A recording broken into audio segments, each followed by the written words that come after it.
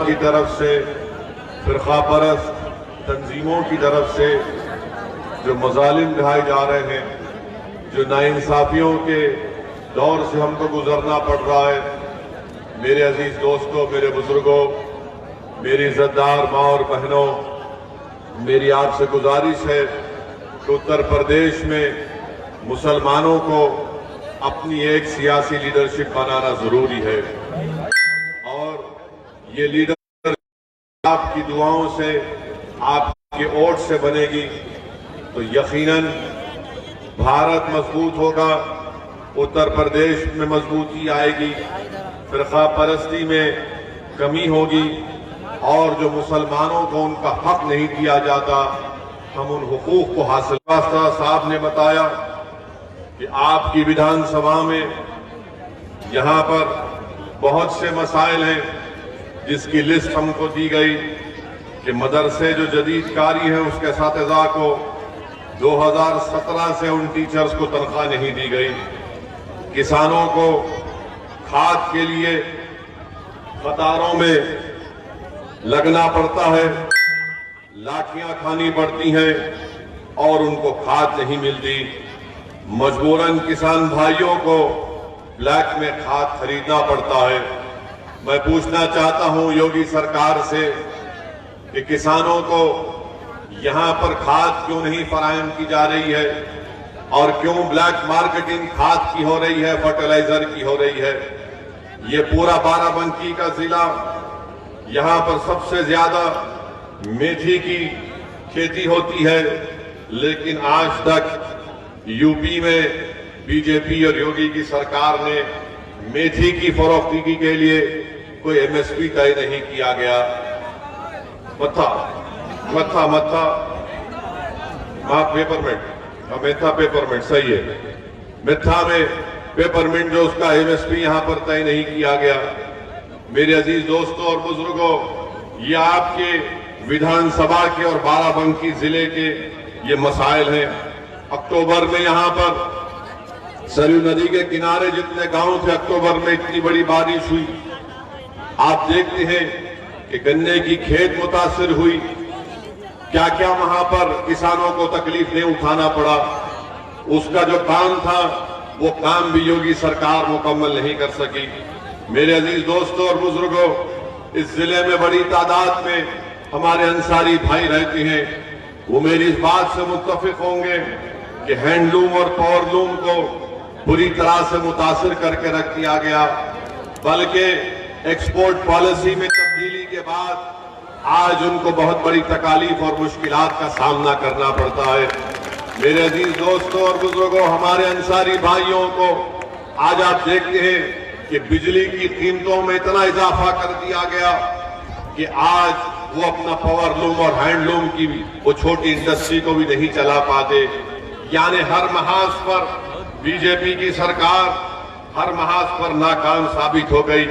और हद तो ये हो गई कि अगर हमारा कोई नौजवान बच्चा बैरूनी मुल्क जाना चाहता है काम करने के लिए और अगर पासपोर्ट बनाता है तो पासपोर्ट के लिए बगैर 1000 या 2000 रुपये रिश्वत दीजिए तभी उसका पासपोर्ट बनता है, उसका क्लियरेंस किया जाता है।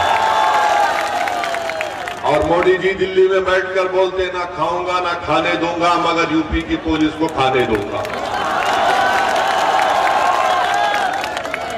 यानी पासपोर्ट बनने के लिए 1000 से 2000 रुपए की रिश्वत देनी पड़ती है। प्रधानमंत्री आवास योजना जो ग्रामीण में, आप बेहतर जानते हैं कि जब तक 20 से 30 हजार का कमीशन नहीं दिया, प्रधानमंत्री ग्रामीण में भी घर नहीं मिलता किसी को। मेरे अजीज दोस्तों और बुजुर्गों, एक लंबी फेहरिस्त है कि यहां पर जो काम नहीं किए गए। यहां पर मजलिस के उम्मीदवार को जिला परिषद के इलेक्शन में कामयाबी भी मिली थी, मगर प्रशासन ने और हुकूमत ने हारने वाले को सर्टिफिकेट दे दिया जिसका ताल्लुक समाजवादी से था। इंशाअल्लाह ताला तुमने सर्टिफिकेट तो ले लिया, मगर इस विधानसभा में मजलिस कामयाब होगी और यहां से बीजेपी और तुमको हराएगी इंशाअल्लाह ताला।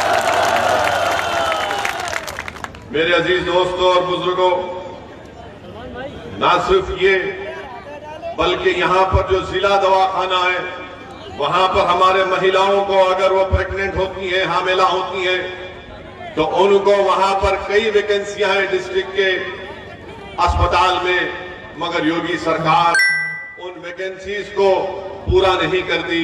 और अगर कभी रात में खुदा ना खास्ता हमारी किसी बहन को अस्पताल जाने की जरूरत पड़ती तो गवर्नमेंट के उस अस्पताल में कुछ नहीं होता, प्राइवेट अस्पताल में जाकर उनका इलाज कराना पड़ता।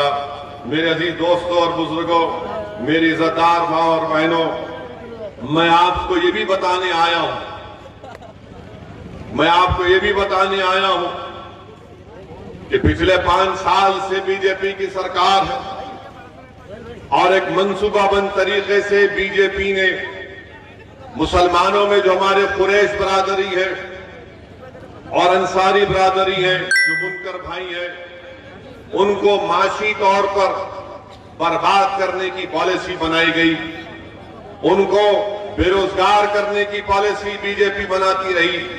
आज आप देखते हैं कि उत्तर प्रदेश में जो कुरैश बरादरी के लोग हैं उन पर गोश्त की पाबंदी लगा दी गई और जो फैक्ट्री स्लॉटर हाउसेस थे उनको बजाय रेगुलाइज किया जाता, उनको परमिशन दिया जाता, उसको बंद करके रख दिया गया, जिससे हजारों की तादाद में रोजगार मुतासर हुआ है।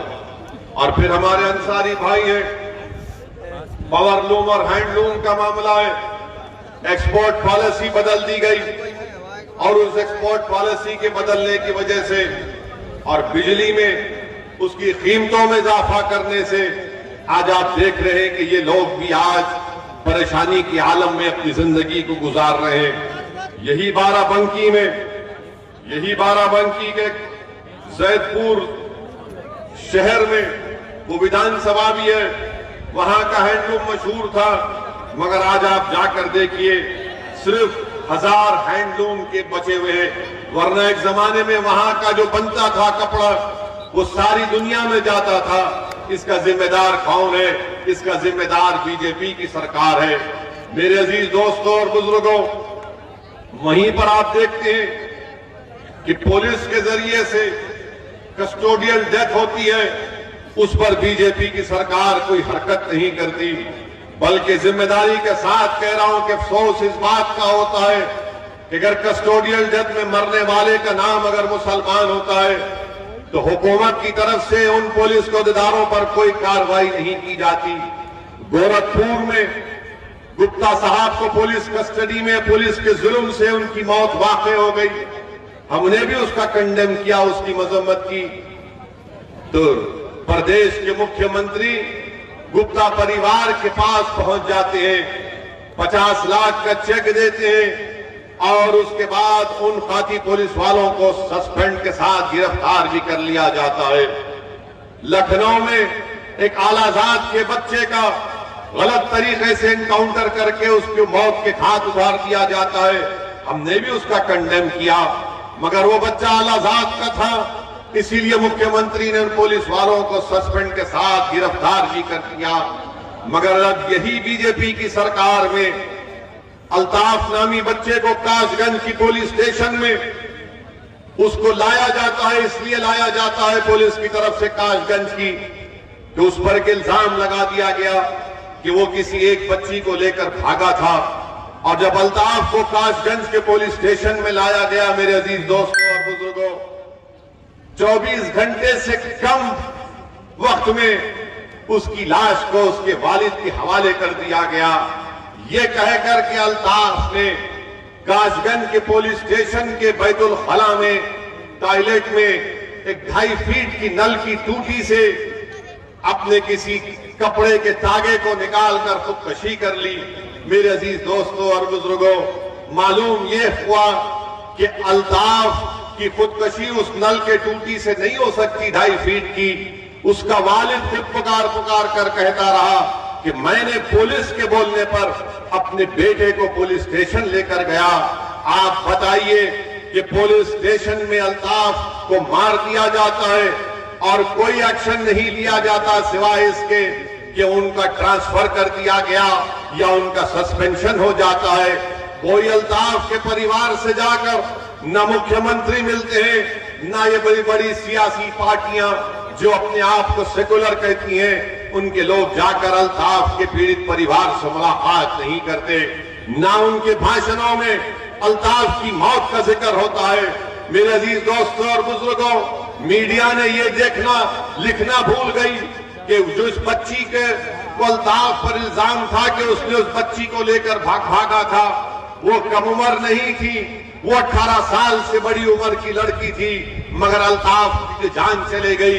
आज एक बाप अपनी औलाद से महरूम हो गया, एक माँ बाप अपने बुढ़ापे का सहारा भूल गए, मगर कोई अल्ताफ की आवाज उठाने के लिए तैयार नहीं है। उन्नाव का फैसल 17 साल का बच्चा जो तरकारी बेचता था, उसको पुलिस स्टेशन में उसकी मौत हो गई, मगर उसके खिलाफ, उन पुलिस के अहदेदारों के खिलाफ कोई एक्शन नहीं लिया जाता, ना उनको गिरफ्तार किया जाता है।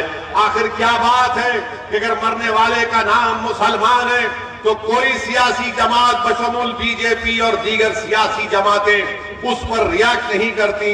आखिर ये कौन सी सियासत है कि इंसान तो इंसान है, मरने वाला जान चले जाती है, मगर मौत भी जब होती है तो देखा जाता है कि उसका ताल्लुक किस समाज से है, किस मजहब से है, और उसी के मुताबिक वो तमाम पार्टियां अपनी बात करती हैं। मेरे अजीज दोस्तों और बुजुर्गों, ये नाइंसाफी का सिलसिला है, ये जुल्म है, और इस जुल्म का खात्मा आप उसी वक्त कर पाएंगे जब आप अपनी एक सियासी क़यादत को मजबूत करेंगे, अपनी पॉलिटिकल लीडरशिप को मजबूत करेंगे।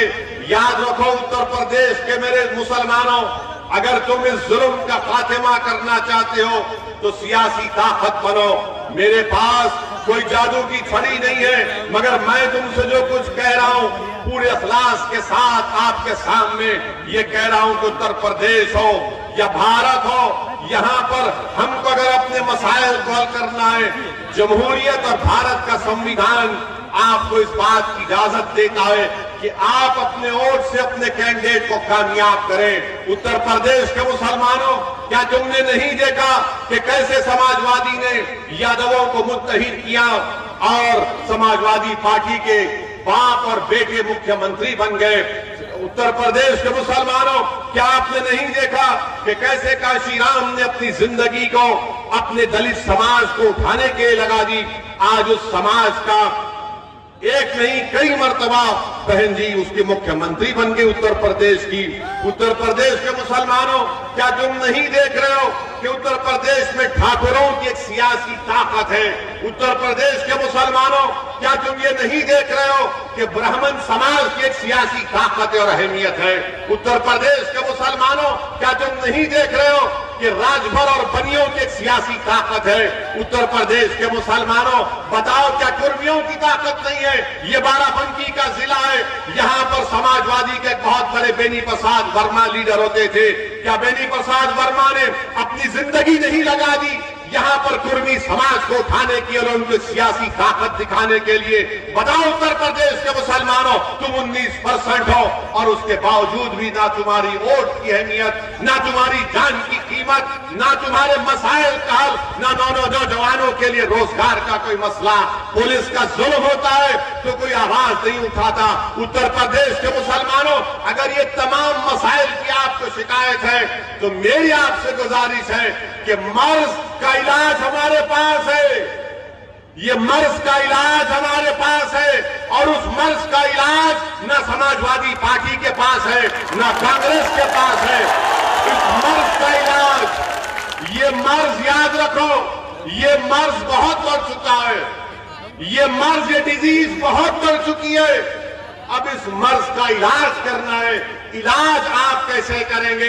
जज्बाती तकारीर से नहीं, नारों से नहीं, थाली मार कर नहीं, बल्कि अपनी पार्टी के उम्मीदवारों के हक में वोट देकर, उनको विधायक बनाकर, उनको असेंबली में भिजाकर, उनको सांसद बनाकर, पार्लियामेंट में भिजाकर, इस मर्ज का इलाज सिर्फ यही है कि मुत्तहिद हो जाइए, अपने वोट से अपने पार्टी को और अपने कैंडिडेट्स को कामयाब करिए।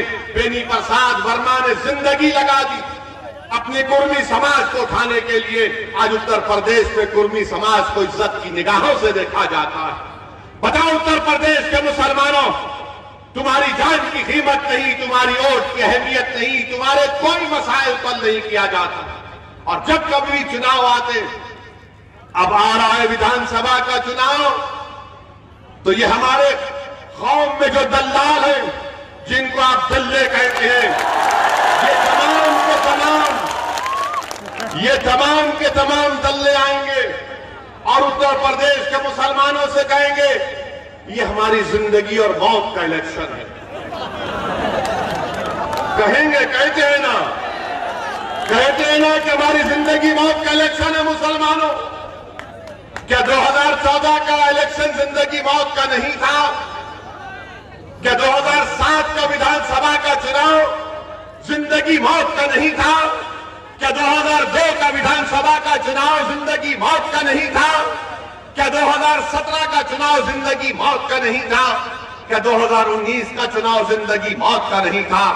याद रखो उत्तर प्रदेश के मुसलमानों, मेरी बात तुमको कड़वी लगती होगी, मगर सच्चाई को बयान कर रहा हूं इसलिए कड़वी लगती होगी। सच्चाई यह है कि कुर्मी समाज से कोई जाकर नहीं कहता कि अगर तुम कुर्मी कैंडिडेट को वोट नहीं दोगे तो जिंदगी और मौत का मामला हो जाएगा। कोई यादवों को जाकर नहीं कहता कि अगर तुम यादव को वोट नहीं दोगे तो जिंदगी और मौत की बात हो जाएगी। कोई ब्राह्मण समाज के लोगों को जाकर नहीं कहता कि वोट नहीं दोगे तो जिंदगी और मौत की बात हो जाएगी। कोई ठाकुरों से जाकर नहीं कहता कि अगर ठाकुर को वोट नहीं दोगे तो जिंदगी और मौत की बात हो जाएगी। कोई राजभरों से जाकर नहीं कहता। आखिर उत्तर प्रदेश में 19% मुसलमानों को क्यों डराया जाता है मौत से? क्यों डराया जाता है कि चुनाव आ गए, जिंदगी और मौत का बात हो गई? असदुद्दीन अवैसी आता उत्तर प्रदेश को, मैं यहां पर अपनी मकबूलियत के लिए नहीं आया हूं, मैं यहां पर अपनी अना की तस्कीन के लिए नहीं आया हूं, मैं यहां पर अगर आया हूं तो इन जालिमों के जुल्म को देख कर आया, वरना मैं नहीं आता हैदराबाद से, मैं नहीं आता हैदराबाद से। और आपसे वादा कर रहा हूं कि अल्लाह सुब्हाना व तआला जब तक मुझे जिंदा रखेगा, मैं उत्तर प्रदेश में आता रहूंगा, चुनाव लड़ता रहूंगा और आपकी आवाज को, आपके मसाइल को उठाता रहूंगा। अब चुनाव आ रहे तो ये दल्ले पुकार रहे, तो कभी दिल्ली में, तो कभी लखनऊ में, तो कभी पूर्वांचल में, तो कभी वेस्टर्न यूपी में बैठकर आकर कहते हैं, कानों में जिस तरह शैतान कहता है, खुसखुस जैसे शैतान करता है। कहेंगे नौजवानों से कि तुम नौजवान हो, जिंदगी मौत का फैसला है। बुजुर्गों से कहेंगे जिंदगी मौत की बात है। अरे आखिर कब तक तुम हमको इसी तरह डराते डराते हमारी जिंदगी को बर्बाद कर दिए, हमारे वोट तो हासिल कर लिए, ना हमको तुम चैन से जीने दे रहे, ना हमारी मौत में भी इज्जत है। अगर हमारी मौत में इज्जत होती तो हमारा बच्चा बैतुल खला में नहीं मरता। अगर नौजवानों की जिंदगी की अहमियत होती तो अल्ताफ बैतुल खला में नहीं मरता। अगर मुसलमान की इज्जत होती, अगर मुसलमान की इज्जत होती तो मौत में भी इज्जत होती, वरना वो फैजान को पुलिस स्टेशन में मार दिया गया। मेरे भाई बताओ, तुम कब बेदार हो गए? बेदार आपको होना है, दुनिया बेदार हो चुकी है। उत्तर प्रदेश का हर समाज 25-30 साल पहले बेदार हो चुका है और आप और हम सो रहे हैं। उठो, जागो, जागो। अगर तुम आज नहीं जागोगे तो कब जागोगे? जब शोरे कयामत होगा। तुम जब जागोगे जब शोरे कयामत होगा। आज जागो, कल का मुस्तकबिल तुम्हारा होगा, याद रखो इंशाअल्लाह ताला। आपको सिर्फ हिम्मत करना है, अपने फैसलों पर भरोसा रखना है और डरने और घबराने की जरूरत नहीं है आपको। जीना और मरना तो अल्लाह के हाथ में है। अगर जब मैं दुनिया में पैदा हुआ तो जिस दिन मैं पैदा हुआ मेरे कान में अज़ान दी जाती है, देते नहीं देते कान में अज़ान? उसका मतलब क्या है? उसका मतलब क्या है बताओ? जब मुसलमान पैदा होता है, चाहे बेटा या बेटी, तो पहले बुलाया जाता है किसी एक बुजुर्ग को, खानदान के या नेक आदमी को कहा जाता है कि दोनों कान में अज़ान हो। उसका मतलब यह है कि अब तुम्हारी कान में अज़ा दे दी गई, अब कभी भी तुम्हारी मौत हो सकती है, और जब तुम्हारी मौत होगी तो कान में नहीं जनाजा खड़े रहेगा और तुम्हारी नमाज जनाजा पड़ी जाएगी। तो अपनी जिंदगी को अल्लाह के हाथ में, मौत तो बरक है, मौत तो बरक है, कोई नहीं बचेगा। असदुद्दीन ओवैसी भी जाएंगे दुनिया से, योगी भी जाएंगे, मोदी भी जाएंगे, अखिलेश भी जाएंगे, सब जाएंगे, सब जाएंगे, इस दुनिया से कोई नहीं बचेगा, सब जाएंगे। मगर जिंदगी का म्यार, जिंदगी तुमने कैसे गुजारी वो देखो। मैं आपसे सिर्फ यही दर्दमंदाना गुजारिश करने आया हूं कि डर डर कर वोट मत दो इन लोगों को, डर डर कर वोट मत दो।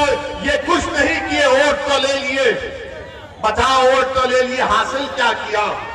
मेरे अजीज दोस्तों और बुजुर्गों, मेरी इज्जतदार मां और बहनों, यहां की विधानसभा में 5 साल पहले समाजवादी पार्टी से जो उम्मीदवार थे गोप साहब, क्या आपने यहां पर जो बीजेपी का विधायक है उसको वोट दिया, समाजवादी के कैंडिडेट को वोट दिया? बताओ, शर्माओ में समाजवादी को दिया ना आपने, दिया ना आपने, तब भी वो 22,000 से कैसे हार गए? कैसे हारे 22,000 से वोट? कैसे हारे 22,000 से वो? और आपको मालूम कि 2012 का जब विधानसभा का चुनाव हुआ तो बीजेपी दूसरे नंबर पर नहीं थी, चौथे नंबर पर थी। यहां पर 2012 से 17 में बीजेपी जीतती है, 22,000 वोट से जीतती है।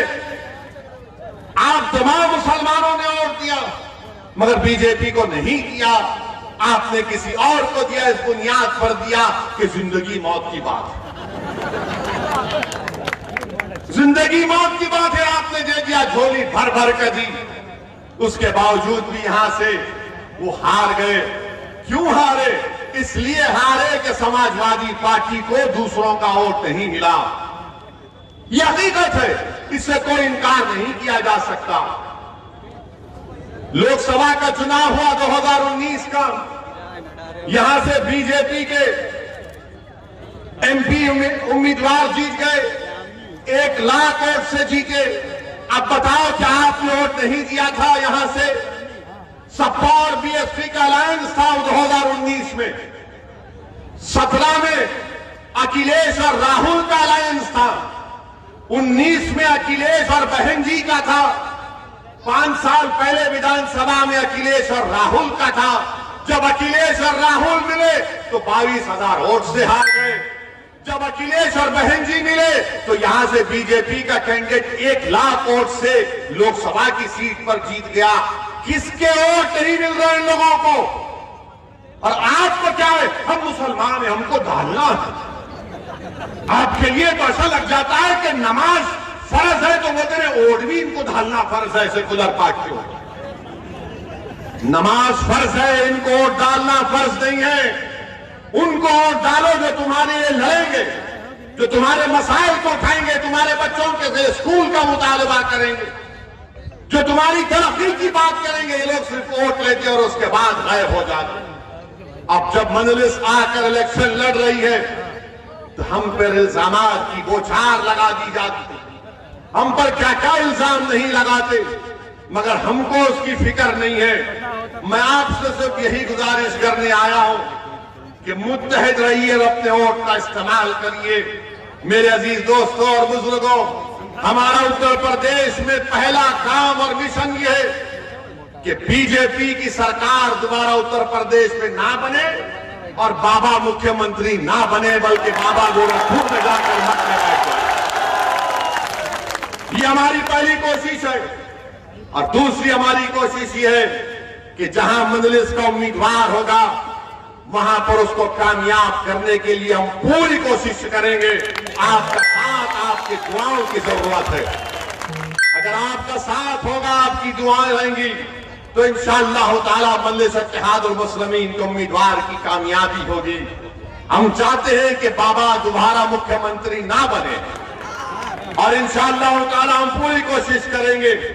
मगर मेरे अजीज दोस्तों और बुजुर्गों, अभी दो दिन पहले बीजेपी ने किसानों के कानून को वापस ले लिया किसानों के कानून को। और फिर देश के सामने आकर देश के प्रधानमंत्री, वजीर आजम, प्राइम मिनिस्टर ने कह दिया, क्या कहा कि हमारी तपस्या में कुछ कमी थी होगी। सुना था ना आपने? क्या कहा देश के प्रधानमंत्री? हमारी तपस्या में कोई कमी थी होगी। हाय मोदी जी, क्या एक्टिंग करते हैं आप। गनीमत है फिल्म इंडस्ट्री में नहीं गए, वरना पूरे बेस्ट एक्टर के अवार्ड वही जीत जाते। पॉलिटिक्स में आ गए बेचारे, वो एक्टर बच गए। तपस्या में कमी थी। 750 किसान मर गए, अपनी जान दे दिए। तपस्या तो वो कर रहे थे 1 साल से, जो अपना मैदान नहीं छोड़े, अपनी जमीन को नहीं छोड़ रहे थे, राज कर रहे थे। मोदी जी, आपको हमेशा अपने आप को हीरो बनाने का बड़ा शौक है। माने हर चीज अपने पे ले लेते हैं। मैंने तपस्या में कमी थी हमारी। कौन सी तपस्या आपकी? आप तो 300 एमपी के ऊपर गलत काला कानून बना दिए। जब किसानों ने कबूल नहीं किया, आपने उन किसानों पर क्या क्या इल्जाम नहीं लगाया? खालिस्तानी है, ISI के हैं, पैसा आता है, बकवास, सब अनाप शराब। और उसके बाद देख लिया कि मेरी इमेज में कमी आ रही है, मेरे खिलाफ ये मोदी ने महसूस कर लिया कि मुझे किसानों का दुश्मन करार दे रहे हैं। तो मोदी ने 24 की तैयारी के लिए कानून को वापस ले लिया। 2024 के चुनाव के लिए आज मोदी ने उस कानून को वापस ले लिया। और ये इनकी तैयारी है। और बोल रहे कि मेरी तपस्या में कमी। क्या तपस्या किया? 700 किसान मर गए। और फिर कोई इनका बीजेपी का कोई मंत्री कहता है ये कानून है, जुड़ते हैं, बनते हैं, फिर बनाएंगे किसानों के साथ हम पूरे रोड पर निकल कर आकर ठहरेंगे इंशाअल्लाह। मेरे अजीज दोस्तों और बुजुर्गों, ये बीजेपी के कारनामे, बेरोजगारी भारत के नौजवानों का मुकद्दर बन गया। 6% अनएम्प्लॉयमेंट है। उत्तर प्रदेश की विधानसभा में मंत्री खड़े होकर कहता है कि उत्तर प्रदेश की बेरोजगारी के अनएम्प्लॉयमेंट रजिस्टर में 36 लाख नौजवानों के नाम लिखे हैं। 36 लाख जिनको रोजगार चाहिए। आपने लॉकडाउन किया, बर्बाद कर दिया। GST किया, बर्बाद कर दिया। नोटबंदी की, गरीब बर्बाद हुआ, दौलतमंद को कुछ नहीं हुआ। अब एक और खुशखबरी, देश के प्रधानमंत्री देश से कह रहे कि अगर कपड़ा खरीदोगे, जूता पहनोगे तो महंगाई कर दी उसमें भी GST बढ़ा दिया। जूता और कपड़े पर GST बढ़ा दिए। अरे कितना खून चूसोगे आप? पेट्रोल डीजल आसमानों को छू रहा है कीमते। अब कपड़े और जूते पर भी GST बढ़ा दिया गया। मगर बीजेपी का वोटर क्या करेगा? आप वो बीजेपी का वोटर अब क्या करेगा ये देखना पड़ेगा। मगर मैं आपसे अपील कर रहा हूं कि आप अपनी सफों में इत्तेहाद को पैदा करिए। हम पर इल्जाम लगा, इसी बाराबंकी में आज से 1 महीना पहले हमारा जलसा हुआ, जिसमें हमने बाराबंकी में जहां वो मस्जिद थी जिसको शहीद कर दिया गया था, हमने उसके बारे में बात की तो योगी सरकार ने हम पर मुकदमा लगा दिया। हम बोले लेकर जाओ, हम ससुराल को जाने तैयार हैं। जेल को लेकर जाओ, जो करते करो। अगर आपका दिल भरता है कि गोली मारना, 1 नहीं 6 मारो, कर दो इनकाउंटर। क्योंकि हमारी मौत का फैसला अल्लाह कर चुका है, तुम नहीं करे। हम नहीं कर सकते हमारी मौत का, जिंदगी का फैसला। और हम क्या कहे थे कि मस्जिद के बारे में हमने कहा था कि बाराबंकी की वहां पर मस्जिद को गरीब नवाज मस्जिद, रामसराय घाट में 17/5/2021 को उस मस्जिद को शहीद कर दिया गया। तो योगी सरकार ने हम पर केस बुक कर दिया, नॉन अवेलेबल सेक्शन लगा दिए। मुबारक हो आपको, आपने केस बुक कर दिया हम पे। हम तो इंतजार में थे कि आप हमको ले जाकर अपना मेहमान बना लेते अपने दामाद को, और हम पर इल्जाम लगाया कि ओवैसी ने झूठ कहा। अच्छा, हमने झूठ कहा ना, बात तुमको अंग्रेजी में बोल रहे हैं, कोर्ट के डॉक्यूमेंट से पढ़कर सुना रहे हैं। बाबा सुन लो जरा, हाई कोर्ट का ऑब्जर्वेशन क्या था। हाई कोर्ट ने कहा, from the averments made in the contempt petition as also the submission advanced prima facie it appears that the demolition of the mosque in question on 17/5/2021 by the respondent number 2 station house officer Ram Snehi Ghat Tehsil and district Barabanki as stated is in violation of direction number 4 and 5 of the order dated 22/4/2021। अब ये बताओ, आप हम झूठ बोले, हम झूठ बोले मस्जिद को आपने शहीद कर दिया। अच्छा, कोई समाजवादी का नहीं बोला मस्जिद शहीद हुई, कोई कांग्रेस का नहीं बोला, हम ही बोले क्योंकि हमारी मस्जिद है। इनको क्या करना है, इनको तुम्हारे वोट से मतलब है, इनको मस्जिद से मतलब ना थी ना कभी है।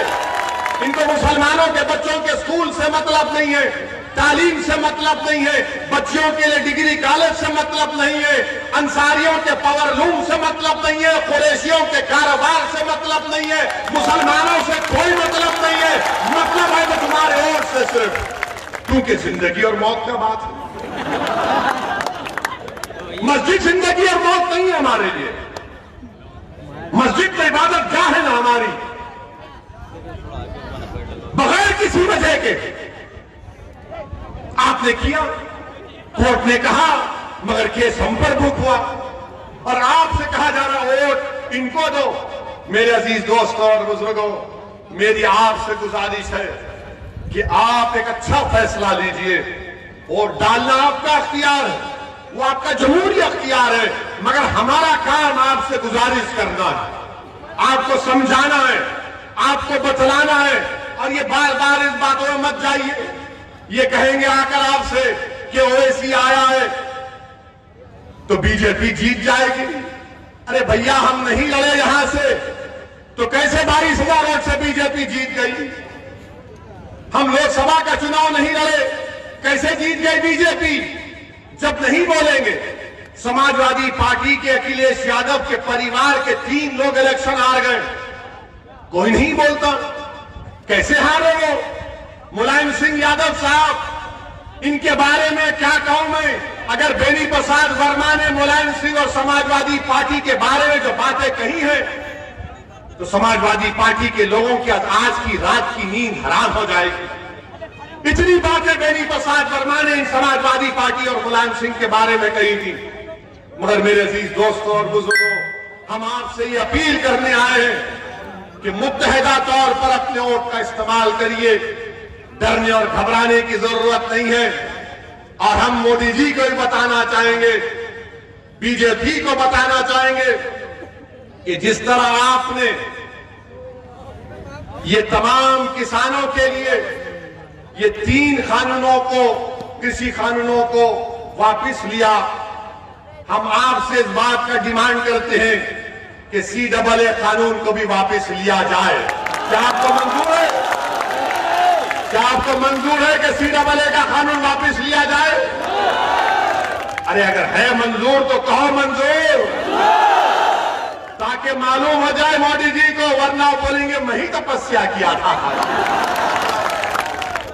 CAA का कानून वापस लेना चाहिए। क्यों लेना चाहिए? क्योंकि वो संविधान के खिलाफ है। वो संविधान जिसको बाबा साहेब अम्बेडकर ने बनाया था, जिसमें मजहब की बुनियाद पर कानून नहीं बनाया जा सकता, बीजेपी ने मजहब की बुनियाद पर भारत के संविधान में फंडामेंटल राइट टू इक्वालिटी, बराबरी का हक एक फंडामेंटल राइट है। उस कानून, उस फंडामेंटल राइट के खिलाफ कानून बनाया गया और हम मुतालबा करते हैं कि CAA कानून को भी वापस लिया जाए। हमसे मीडिया वाले पूछ रहे हैं कि अगर नहीं करे तो क्या करेंगे? अगर एनपीआर और एनआरसी का कानून बनाएंगे तो हम दोबारा रोड पे निकलेंगे, यहीं पर भी शाहीन बाग बनेगा इंशाअल्लाह ताला। याद रखना, हम खुद आएंगे यहां पर। हम मुतालबा करते हैं कि CAA का कानून वापस लिया जाए। और ये जो किसान है वो सही पहचान लिए बीजेपी को, और बीजेपी और मोदी और अमित शाह को। वो उनकी बात का यकीन नहीं कर रहे। वो ये कह रहे हैं कि जब पार्लियामेंट शुरू होगा, जब पार्लियामेंट में बिल आएगा तो हम फैसला करेंगे। क्योंकि जब CAA का कानून पार्लियामेंट में आया, उससे 2 दिन पहले देश के प्रधानमंत्री नरेंद्र मोदी ने कहा था कि कहां एनपीआर एनआरसी की बात इसमें है।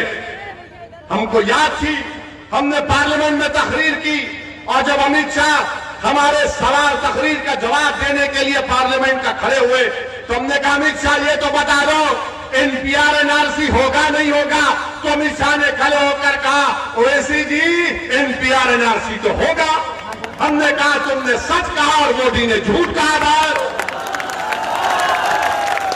देखना जाकर वीडियो है अमित शाह का, हमारी तरफ घूर घूर के देख रहे थे, ऐसा देख रहे थे कि हमको कच्चा खा जाएंगे। हम कहे कि घूरने से कुछ नहीं होता हमको। बहुत लोग घूरते हमको, बहुत से लोग घूरते, कोई फर्क नहीं पड़ता। मगर किसानों ने जान लिया नरेंद्र मोदी को। उन्हें कहा कि इनकी बात पे यकीन नहीं किया जा सकता।